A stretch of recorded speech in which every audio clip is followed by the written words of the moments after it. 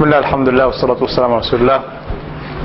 We thank Shaykh Abdullah Hakim Quick for this talk, and may Allah subhanahu wa ta'ala rewards him. Inshallah, it's the time for the questions and answers. And as Shaykh said, if anyone has a question, inshallah, he can direct to the Shaykh, inshallah, or he can write in a piece of paper, inshallah. You want the priority for the non-Muslims? Shaykh is saying to the non-Muslims that they have more priority today to address their questions, and you can ask about anything, inshallah, and the Shaykh will answer you, inshallah. Okay, we want to open up the floor for any questions that anybody has. This is a formal setting, like a lecture, but actually we're actually very, very informal.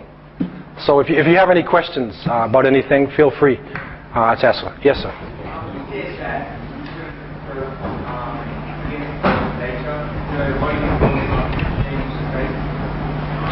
Say that again. What do we call?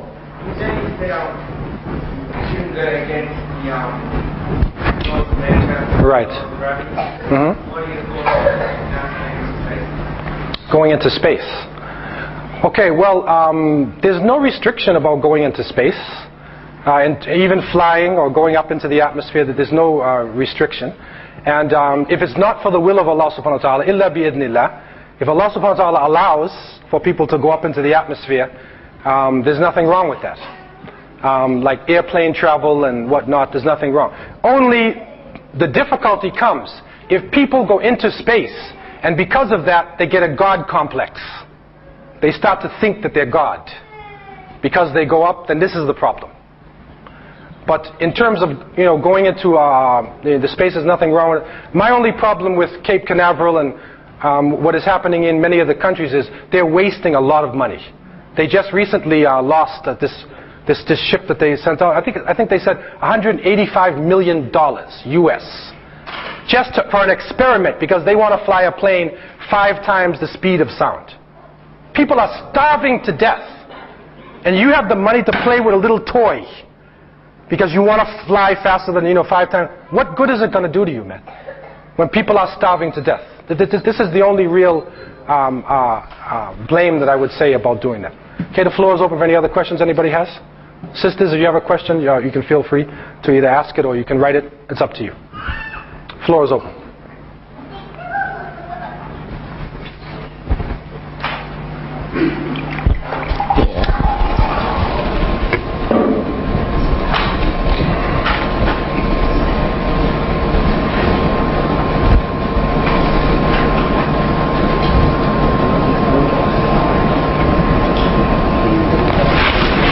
Okay, the question is there a known reason why Allah subhanahu wa ta'ala calls himself He in the Quran as opposed to she or neutral pronoun?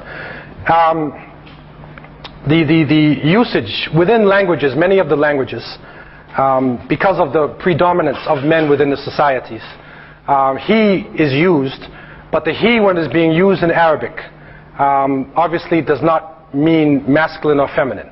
Because it is clear within the text of the Quran that Allah subhanahu wa ta'ala is not male or female, and the he is only used as a way of language. It's a way within language they were expressing the concept of the Creator through he. And to say it in Arabic, there's no it like in English. Even English, just to call God it, wouldn't make sense, because that denotes non-intelligence. So in English they would say he with a capital H, right? And so it is understood through the actual Arabic grammar what it means. Okay? Any other questions? See, the brother Muslim's got my bag. I have my glasses on the side of the bag. Can you bring my bag? Any other questions? Yeah. Yes, sir. Yeah. This is more of a, I don't know, sort of like more of a personal question to me, because I come from a Christian background, and I'm thinking of becoming a Muslim. Right. And I was just wondering if I was to convert, would I have to change my name? Has that got anything to do with it, or? Okay, it's a good question. Because that would be a really sort of a big problem within the family. Yeah, actually, there's nothing in Islam that actually says that you have to change your name. And the early followers of the Prophet ﷺ basically maintained their names. If you see the early people of Bilal and Umar and Uthman and Ali, people, they didn't change their name. There was a case of Abdul Shams, who was the slave of the sun. And so his name was then changed to Abdur Rahman. Okay, so, which is a slave of Ar-Rahman, meaning the creator. So therefore, you have to look into your name. I'll give the example of my close friend Bilal Phillips. I think he was here before. And so, when he came into Islam, we were trying to figure out the names. And so he did some research, and he found out that his name, it was Dennis Phillips. Okay? Dennis is from the god Dionysius, who is the Greek god of sport and play and drinking wine and whatnot. So he said, I have to change that name. But Phillips is a lover of horses. Phillips. So there's nothing wrong with that. Muslims love horses. Okay? So therefore, then he changed his name to Bilal Phillips. Okay? So what is happening is that probably the best way to do it, which many of us do, is that you maintain your surname, which is the family name, or we look at like a name of a qabila, like your tribe or your family. But then the given name, your given name can be changed, or it can remain. But at first, really, when you become a Muslim, you don't have to think about that at first. It's not important at all. Okay? Only if a person has a name like Hog or Savage, then you may have to think about it. But even then, it's still a family name, right? In most cases, though, it's fine. So don't worry about that. Many of the Muslims tend to put more importance on the name than on Tawheed. But the crucial thing is the belief in one God. That's the crucial thing. And Risala. That you accept all the prophets and Muhammad ﷺ as the finality of prophets. Once you accept those, you're in, man. You're in. And, for myself, really, what I found is that Islam is really a lifestyle.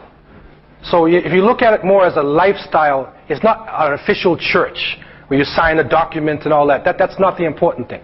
It's a lifestyle. And the basis of that is the belief in one God, that all of our actions go back to the creator of the heavens and the earth. So may Allah make it easy for you, inshallah, for this change. Any other questions? Anybody has any verbal questions? It says we are being taught about evolution at the university, and we are being told that AIDS is spread from green monkeys. What is the best argument against this?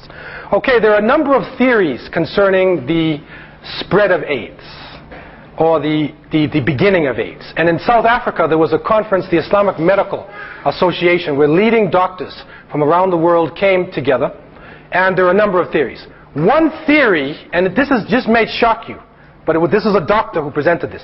One theory is that AIDS came from outer space. It's an alien disease. And the aliens brought it to Earth and they infected humanity. But that one is a weak argument which couldn't be supported. The second theory is the theory of AIDS being part of a racial thing. And that it was African people. First, it was a green monkey in Africa who infected an African person. And then it was spread by African people around the world. Now, this is also a very weak argument. Number one, when we look at the spread of AIDS itself, you see there's a tendency, racism comes into disease. In America, whenever somebody gets a flu, they will say Hong Kong flu, Taiwan flu. Like all the flu comes from China, man. When the flu probably came from New York City, but they call it Hong Kong flu. You see? That's racism, man. That's racism. So now, as another way to try to put African people down, they connect it with the green monkey. Scientific documentation has showed when AIDS came out, the highest percentage of AIDS was amongst male homosexuals in San Francisco. This is where it really spread. And you can spread it, you can see it from San Francisco, even to Haiti, people visiting as tourists. It was basically male homosexuals who had this disease. Of course, now we know that it is not only a homosexual disease, it is passed through drugs with the needles and any fluids, the fluids that are coming from one body to another, can transfer this disease. Malik Bedri, Dr. Malik Bedri, wrote a book concerning AIDS, and in this he showed homosexual practices that you will see because of male homosexual practices, that by the taking in of filth into the bloodstream and semen into the bloodstream, which is not natural to be taken in, it actually breaks down the immune system. Because AIDS is actually acquired immunity deficiency syndrome. It's your immune system is broken down, right? There's another theory that AIDS was actually spread by the American military. And there was a woman in America, her name was Kress, Dr. Kress, and she was traveling from city to city, and she said she was in the laboratory, and she saw the AIDS virus, she saw the containers, and she saw the antidote before it spread in San Francisco. And so her theory was that they wanted to inoculate, they wanted to do like a test. And so they said they will take the most despised part of the population. So they looked for male homosexuals in San Francisco, and they would try it on them to see what would happen. Okay, but then it spread, it went wildfire, and so they kept the antidote inside their laboratory. Whether that's true or not, Allahu A'lam. We can't prove that for sure. In a general sense, you can see in the same way that this fasad, this corruption and what it brings, the Prophet ﷺ has said in a hadith something to the effect of ما ظهرت الفاحش في قوم قط يعمل بها علانية إلا ظهر فيهم الطاعون والأوجاع التي لم تكن في أسلافهم. أو كما قال عليه الصلاة والسلام. Whenever fahisha, sexual immorality and corruption spreads amongst a people, it appears, and they do it openly, there will also appear amongst them diseases and famines that they never knew in the previous generations. And so when the homosexuals started having this disease, they felt insecure and they went out into the streets. In Toronto, we had what they call Gay Pride Day, and they had 500,000 homosexuals marching in the streets. And they said, we're queer and we're here. And we're not going away. That's what they said, man. Then, and we're having another lecture for Muslims tomorrow, but to give you a hint, they actually included somebody from the Muslim community. And they had a float that they called As-Salam. And people from the Muslim community who were turned out and confused and got involved in that, and they marched in the parade too. So the Prophet ﷺ said, مَا ظَهَرَتَ الْفَاحِشَةِ, when it comes out, they do it, alaniya. Then comes the ta'un wal awja'. So this ta'un is now coming, this disease is now coming and it is spreading in the land. So you can put it all together, and you know, there may be a number of reasons, I'm not sure which one is actual theory, but the theory of starting in Africa is racism. That's racism. And through scientific documentation, you will see that in San Francisco, amongst male homosexuals, in the first 5 years or so, they were the main people on earth that had AIDS. And then they say it went to other countries. Question? Yes, sir. Assalamu alaikum, Sheikh. Walaikum salam. My question maybe it's a little bit, far away from the main roots of your topic. However, something that worthwhile to have an answer for it and the clarification here. As Muslims who are living in a non-Muslim country, of course, we have our own problems and our own advantages, disadvantages. Yeah. Now my question is, should Muslims who are confronted, two brothers or any two Muslims, should they go to judge by a non-Muslim judge in the absence of official Muslim judge in this society? Yeah. Okay, well the first thing I want to say, to be very honest with you, is that we are hoping and praying for a genuine Islamic society to evolve and to appear on this earth. But up until now, there is no Islamic state on earth. There are some people who are getting close. And we pray, inshallah, we have to make dua that Allah will help them to complete. So the economy is interest-free. Their politics has a khalifa. Right? Until they're, governed by Quran and Sunnah. There are some that are moving towards it. Actually now, the so-called Muslim countries are all shades of different British constitutional law, French constitutional law, all types of secular systems rule the Muslim world. And you will find that there are actually some Islamic practices that are practiced in the non-Muslim countries more than in Muslim countries.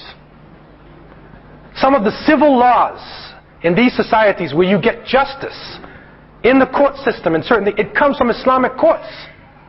It was the Islamic court system that transferred this concept into Europe.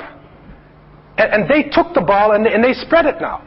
So therefore, if we are living within a country like this, if we have surrendered ourselves and come here for whatever the reason is, then to a certain extent, you have to respect the basic laws of the country as long as it's not making you go outside of your Islam.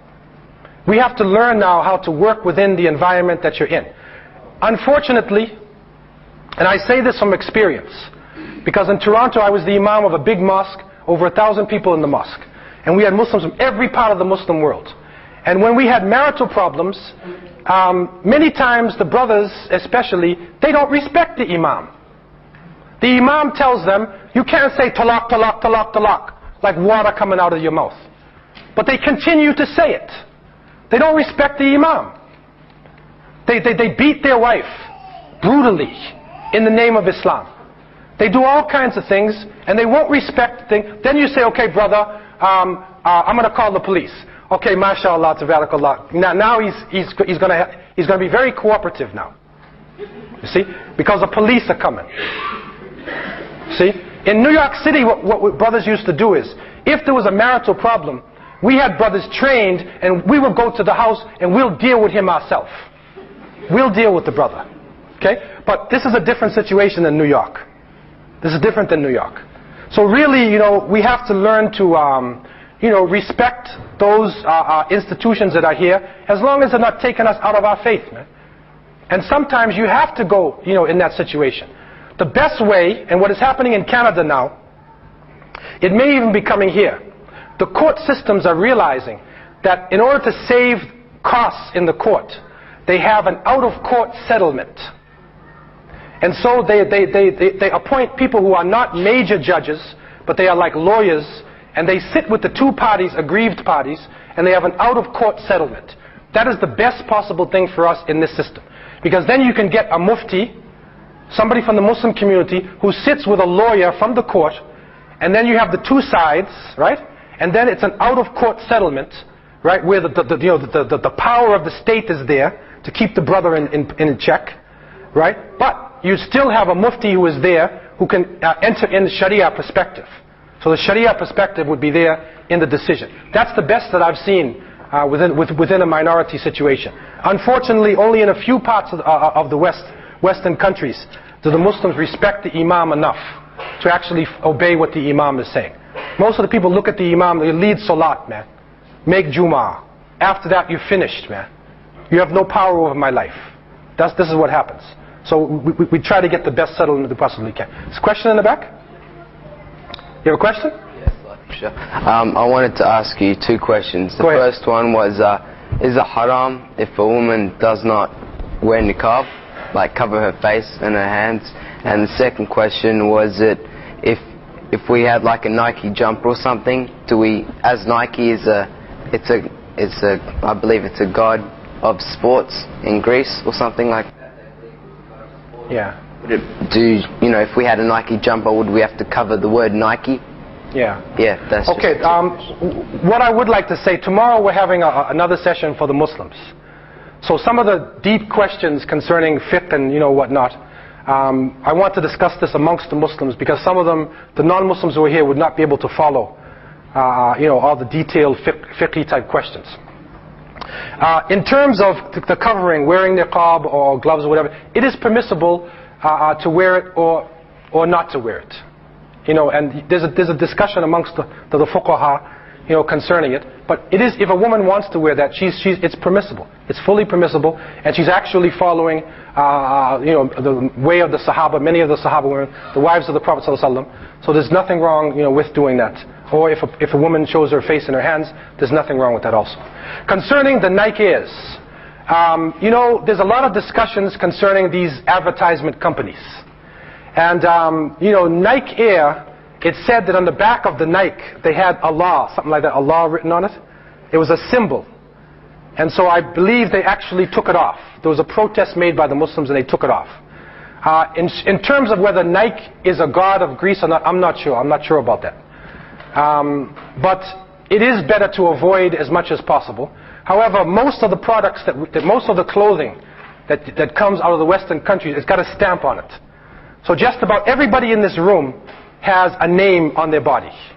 I don't care how orthodox Muslim you think you are. You got something. I have a Casio watch. So I can't erase Casio on my watch, man, right? So as long as there's no symbol that has shirk in it or something like that, then, we can only go. One thing I would avoid, though, the Nike has got the check and it says, just do it. Just do it. That one we don't want, man. That is the lifestyle of shaitan. That is shaitan's lifestyle. Just do it. Bila hudud. No hudud, no limits in your life. Just do it. Do anything you want to do. This is the life of the hayawan, of the animals. You want to make a comment, brother? The God of victory. Okay. This is a good point.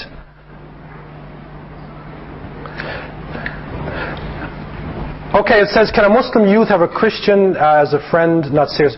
Okay, again, some of these fiqh questions we want to save. But, in terms of Muslims' relationship with the people of the book and whatnot, there's nothing wrong with having a friend. What the verse is talking about, awliya. And the awliya are really the protectors. And they're really the ones who you have allegiance to. There's an allegiance or a pledge. It's something deeper. But there's nothing wrong with basic relations with them. In your book, Deeper Roots, you mentioned the early Americans were Muslims. Can you please tell more about this? This is a whole lecture actually in there. But what I wanted to say is, what I'll say in brief is that in the same way that the Arabs, Muslims, were the first to do the maps of Australia, there was a point during history that the historians call the Dark Ages. So the Roman Empire is falling down. So somewhere between 400 BC or so and about the 15th century, 400 AD, and about the 15th century AD, they say the Dark Age, the lights went out. But the lights didn't go out on the Muslims, the lights were shining. It was the golden age of Islam. So during that time, Muslims traveled throughout the planet.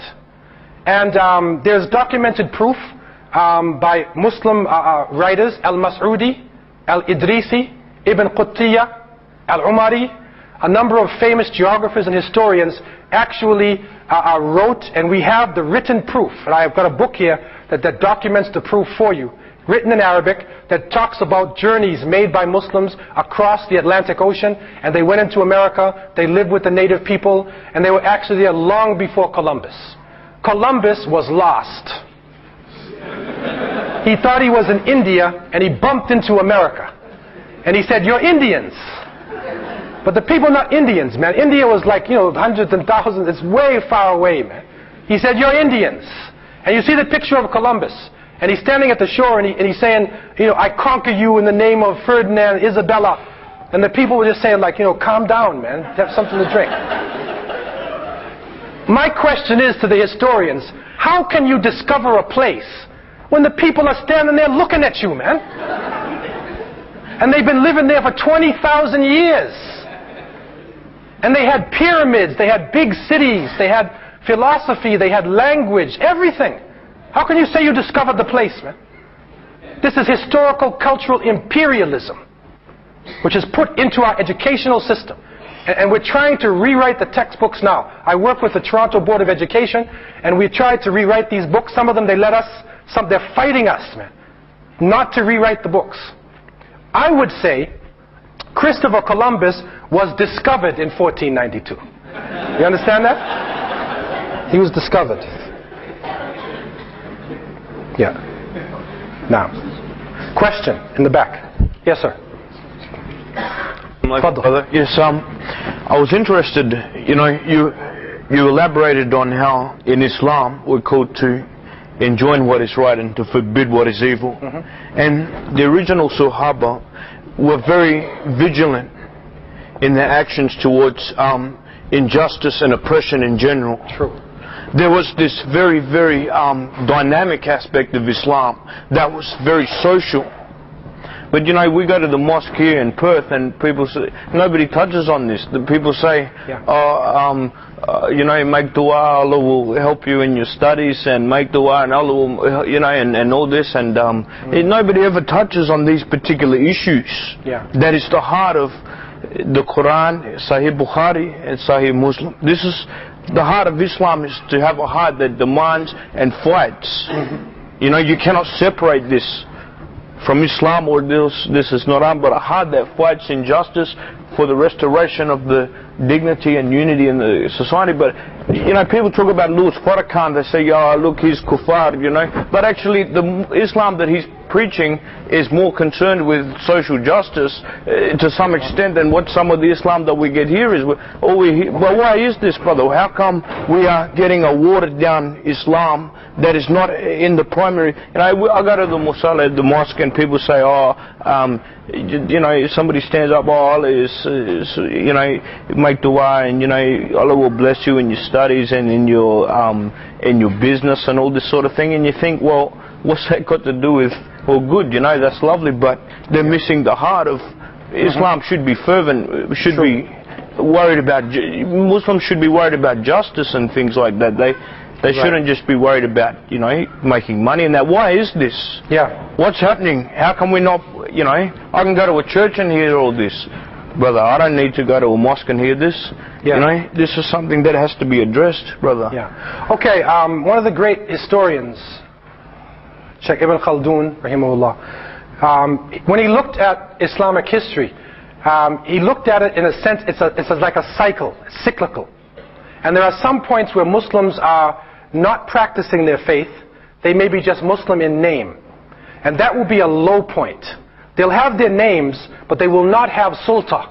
They will not have authority in the land. And the more that the Muslims now practice their faith, they start to go up on the circle now. And so we are actually moving up on the circle. We're moving, and that's why you see Muslims all over the place, and it's starting to rise, and we're coming up. But it's like a person who's sleeping. When you first get up from your sleep, you're groggy. So you're sort of staggering, and you're not sure which area. So you see groups say one loves aqidah, one loves education, one loves tabligh, one loves dua, one loves tasawwuf, one loves this and that, and all kinds of isms and schisms. Because people are just waking up from the sleep. And so really we are moving up towards that pure, Islam that actually gives you that connection with society and gives you the enthusiasm to change things, to go out into the world. But this is a process that we're going through. And we pray that the next generation can actually see this. But it may take even more than a generation. Allah knows best. But we're actually in a process now of change. And so what you need to do is that, there are tapes that are available. There's different lectures available.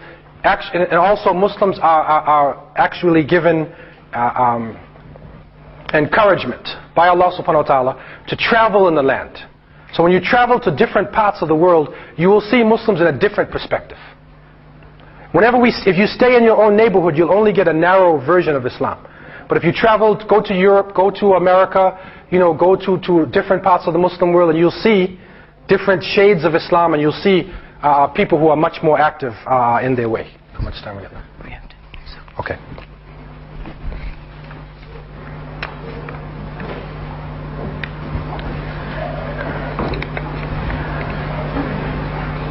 Okay, some of the questions now, highly like political type questions concerning the Muslim world.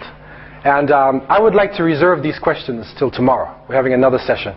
And I would prefer to reserve some of the more tense political questions concerning the Muslim world to tomorrow. What I can say, and Allah knows best, and I say this with all respect to the Muslims, is that the colonial period and the destruction that was wreaked on our societies has actually put us in a state of confusion. And so therefore, in coming out of this, some of the governments and some of the things that are happening in the Muslim countries are not in line with Islam at this point in time. And that is because of the economic pressure put on them, the political pressure.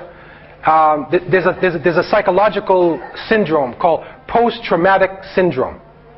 And that is that if a person is involved in a trauma, after that trauma is over, they're in a terrible accident, they see somebody they love die, this trauma can come back on you a year later, it can hit you. And you can actually have like a psychological problem can happen. And so in many of the countries, they just come out of a war. They've seen their families destroyed. They've been terribly confusing situations. And so therefore, some of the actions done are extreme. But as long as we know what the source is, as long as we know what Islam is, we're okay. The problem is if we don't know what Islam is, now we're in confusion. But at least, alhamdulillah, we can go back to the Prophet ﷺ and to the early Islam, and we know what the base is in this. In the case of Minister Farrakhan, and you have to understand the dynamics in America itself to be able to understand Minister Farrakhan and the Nation of Islam. And he being a student of Malcolm X, and coming out of one of the powerful organizations, which is actually founded by, I would say the real founder of the organization is a man named Marcus Garvey, who's from Jamaica, the island of Jamaica. It was a black nationalist, civil rights, not civil rights, it's like civil rights type organization. Economic empowerment. And so he answers these questions. He speaks boldly about the problems in society. And in that way, he is doing something that is good.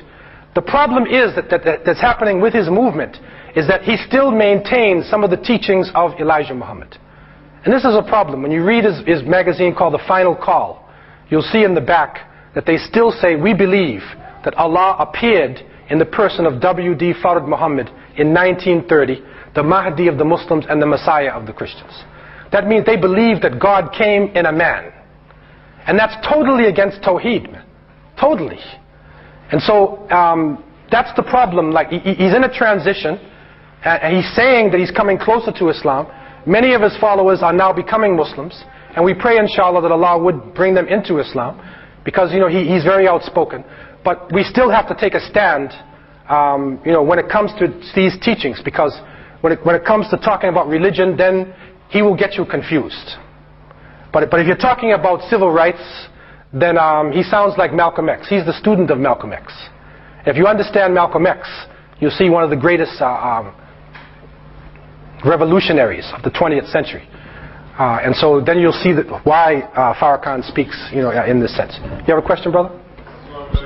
Alaikum salam wa I'm curious to know from my point of view, being that you've had the opportunity to travel, do you believe that Muslims today in many parts of the world fear the Western culture? Yeah, what I would say, and I want to talk a little bit more about this tomorrow night, is that the Muslims are being caught up in the Western culture. The Prophet ﷺ said, "Inna likulli umma fitna, wa fitnatu hadhihi al-umma al-mal." Every nation has a test, a trial, a tribulation. And the test and trial of this ummah is wealth, money. And so the Western powers now, using advertisement and also this hayat ad-dunya, the life of this world, have gotten Muslims caught up in the life of this world. And so reaching out for this false money, this false God, this is the confusion that has happened. Also using the media. The propaganda now is so heavy that, with some of these movies, they put fear in your heart, man. I mean, if you see Arnold Schwarzenegger, what he does to you, the Crimson Jihad in True Lies, right? You see what he does to them, man. It like terrorizes your heart, man. And this is why they do that. Because they wanted to psych people out in terms of what, this illusionary power they have power, there's no doubt about that. But the movie is a false, surrealistic world. And so Muslims, because of the technology spreading, are caught up in this wish. And so until we can separate ourselves from the wish, where we can use the technology, but we don't get involved in the culture, We're not caught up with the culture. We just use the technology, and we maintain as the basis of our culture should be the sunnah. That's the basis of our culture. So, when we can come out of that, then we would be able to defeat it. It's sort of a love-hate thing. Sometimes it's love, and sometimes it's hate. So you'll see both things coming up. But it's really a confusion. And those who come from America, as yourself, I believe, understand that, what's in America is totally different than the movie, man. When you're there on the streets, it's a totally different world than what you see inside this movie, right? Mission Impossible and, all these people running around. And, right now in America, there are more people in prison than in college. The prison population is larger than the university population. Imagine this, man. That's the biggest business in America now. You want to make money? Sell food to the prisons. You have a captive, market. They can't move, man. And they're going to eat 3 meals a day, man. So if you're selling them burgers or something like that, you're suddenly a millionaire, man. You're a millionaire. You see? So it's all about money making and illusion and trickery, We have to try to come out of that. Yes, brother. Assalamu alaikum. Walaikum salam. I have been in the racing industry for a number of years. Unfortunately, the gambling is right into it. I work hard to earn my wages through what I do. I've never been involved in gambling, but I heard from a lot of brothers that me being in the industry is fully haram. And I asked some sheikhs, they said, well, if you encourage the gambling, it's haram. If you don't, it's halal. So what's your point? Well, innamal a'mal bin niyat. Your deeds are based on your intentions. But then, with haram things, really, if a person is involved indirectly in haram and they're assisting it and they're building it up, then they are basically involved in the haram itself. And really, we should try to avoid this as much as possible. Now, to get specifically to your question, you'd have to tell me exactly more what you do. Like, for instance, we have a thing called, in Cape Town, called this Grand West Casino, which is a new casino just built in Cape Town now. And it's a huge place. It's also a mall. So it's got restaurants inside of it, and it's got all types of things. And it's a casino. So it catches some people because it's a mall. And it's got movie houses inside, you see?